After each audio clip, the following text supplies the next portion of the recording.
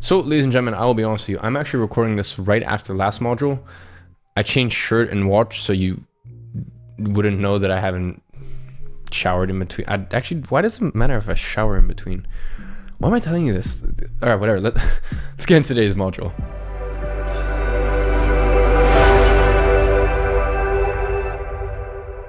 So, ladies and gentlemen, welcome to another module in Agency Navigator. As you can probably discern from the title, today we'll be covering methods of lead generation that are, well, not free. So in today's teaching, we're going to go over when it makes sense to start paying for leads, finding leads for local businesses using scrapers, implementing VAs, how to outsource lead gen for ecom/info clients, KPIs to follow with VAs, KPIs to follow with VAs for. Yeah, I really messed that one up. Nicely, man.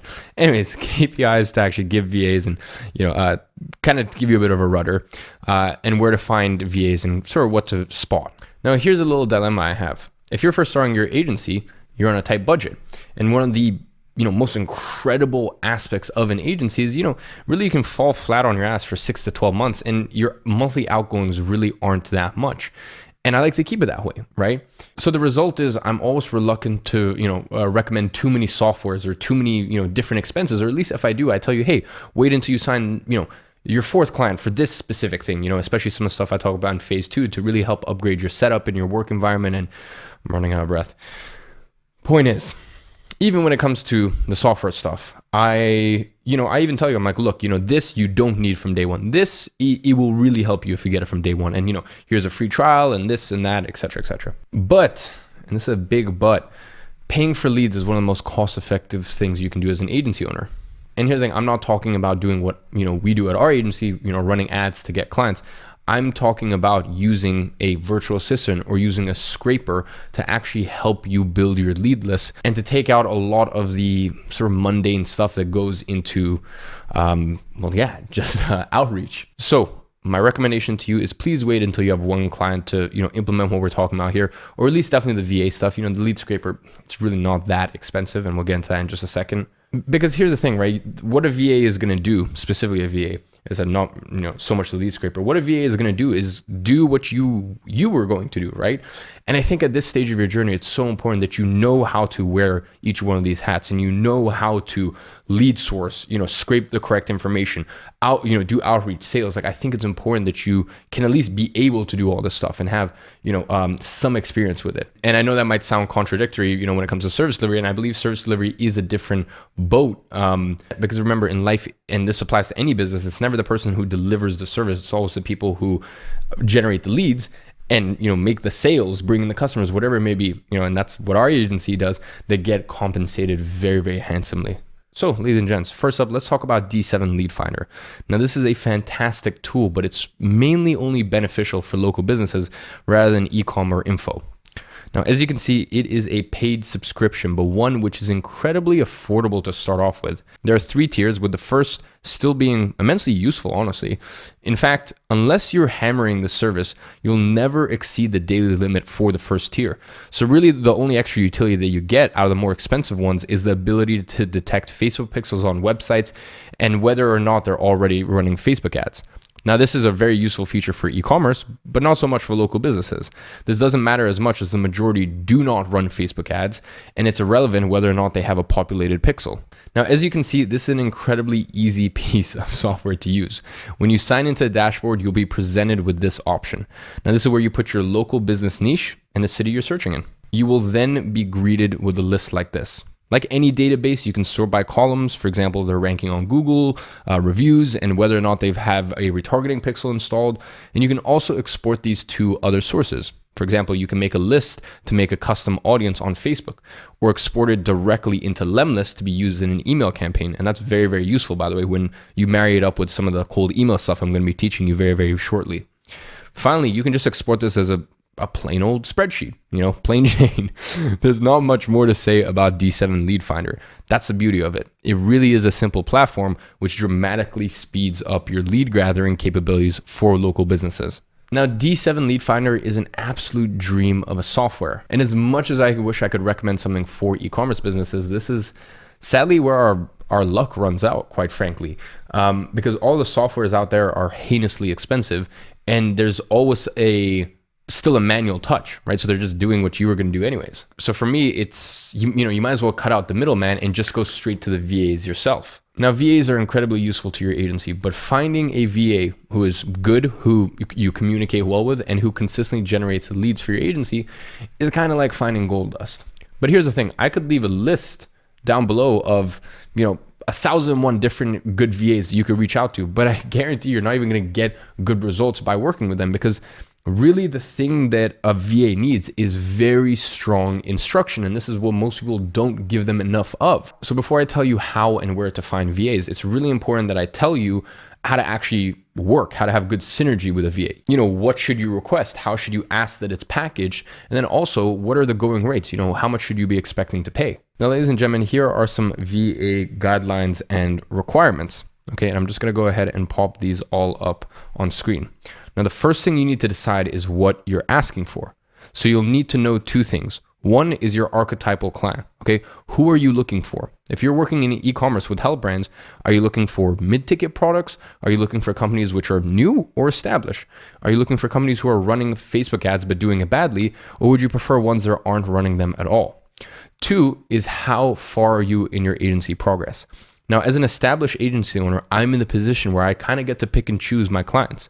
Now, if I go to a VA, I can be as specific as that last example and only ask for a very, very particular type of client. So, what I just told you, right? As in like, mid-ticket, new or established or this, like, I can get very specific with it. But if you're starting out, and I'm just going to put it bluntly here, you can't afford to be the specific. Beggars can't be choosers. Even if you read that you should only work with clients within super strict parameters, the truth is, as I said, beggars can't be choosers. So you should be happy to cast sort of a much wider net.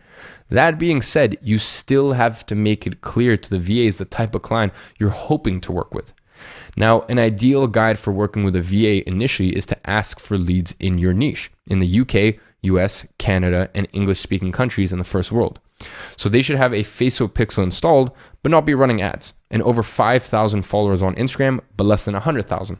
However, note that last requirement can be tweaked. And as I said, you can give them any sort of variation that you want. And the last thing is, remember, don't be afraid to have a conversation with your VA.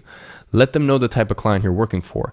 Tell them, be honest with them. Like, they'll understand. Tell them that you're just starting out and it's unlikely you're going to be able to work with super established brands. And give them a few examples of clients you'd like to work with.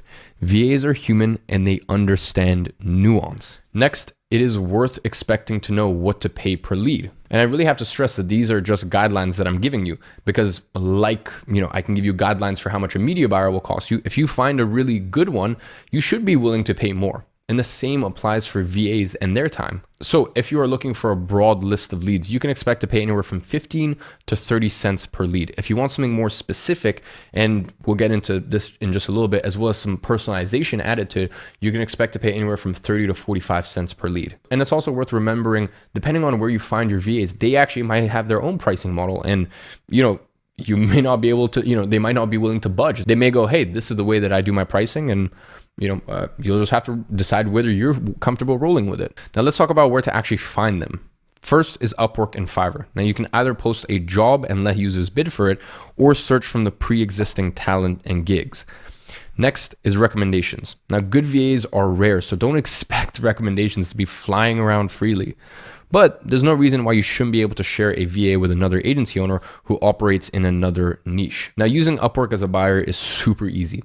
Sign in with a Google account and head to the search function. The most obvious term to use is either lead generation or lead generation B2B to clarify that you're not looking for leads for your own local business. Filter the results by taking which has 4 stars and above and change project attributes to B2B and not real estate.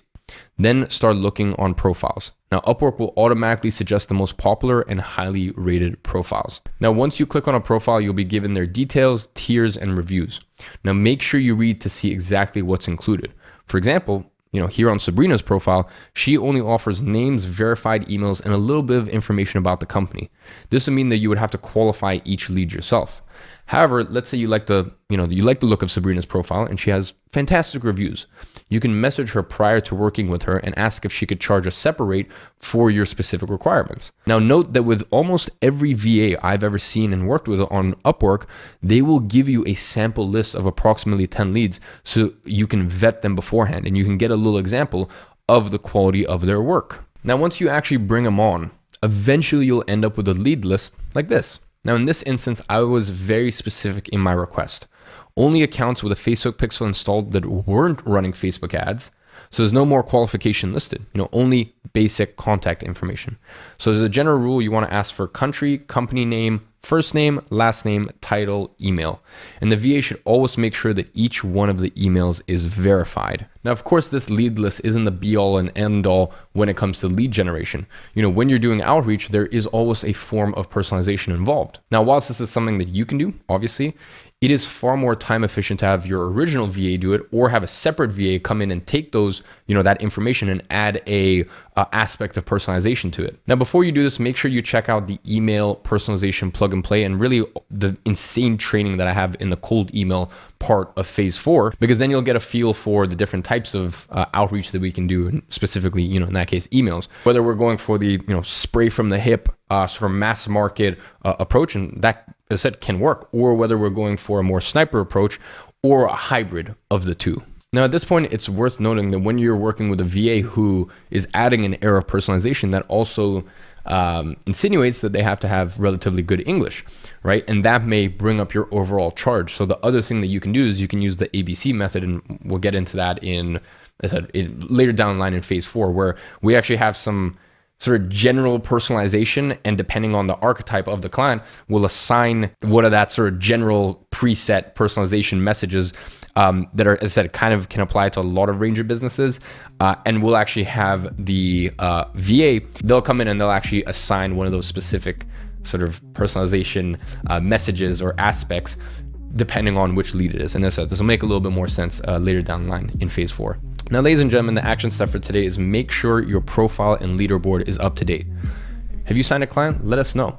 Go check out the leaderboards. I mean, I literally have some insane prizes. We're talking Rolexes, we're talking $3,000 gifts, we're talking about free trips, we're talking about the most insane gifts because I've got this real-time leaderboard function. So make sure that you're updating it. And the other big thing that I want to mention is, even if you're not in that top 5 or that top 10, it doesn't matter, because every single month, any person that actually signs a client and does the debrief and puts it up in the leaderboard, myself, Danny, and the rest of the team, we're actually going to be doing Zoom calls. So we're going to be doing a raffle. So for example, myself, Danny, Kieran, every single month, 3 people. So one on my side, one on Danny's side, and one on Kieran's side, we'll actually be doing a random call. And that's an entirely free coaching call. And this is really just to make sure that, everyone is updating their leaderboard, because look, I know it's a bit of a drag. You sign a client, like you don't necessarily always want to, just shoot a really quick loom, even if just 3 seconds, refreshing your browser and this and that. But like, guys, this is so insane. We are the first education platform. We're the first community where, we can all celebrate each other's wins in real time. And,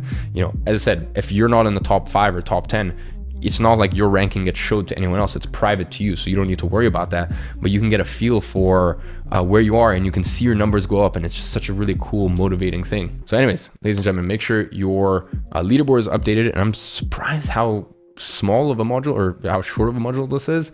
But I've put in insane amounts of detail in that plug and play. So make sure you check it out, and I'll catch you guys in the next module.